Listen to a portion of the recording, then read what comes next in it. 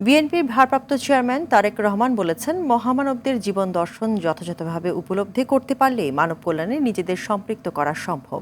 আর মানব কল্যাণে নিজেদের সম্পৃক্ত করতে পারলে স্রষ্টার সন্তুষ্টি অর্জনে সক্ষম হওয়া যায়। বুধবার শুভ বড়দিন উপলক্ষে গণমাধ্যমে পাঠানো এক বাণীতে তিনি এ কথা বলেন। বাণীতে বড়দিনের সব কর্মসূচির সর্বাঙ্গীন সাফল্য কামনা করেন তারেক রহমান। তিনি বলেন, সত্যনিষ্ঠা, ন্যায়নীতি, শান্তি, করুণার দিশারি মহান যীশুখ্রিস্টের এই দিনে পৃথিবীতে আগমন ঘটে। তিনি এসেছিলেন মানবিক বন্ধনকে আরও সুদৃঢ় করতে।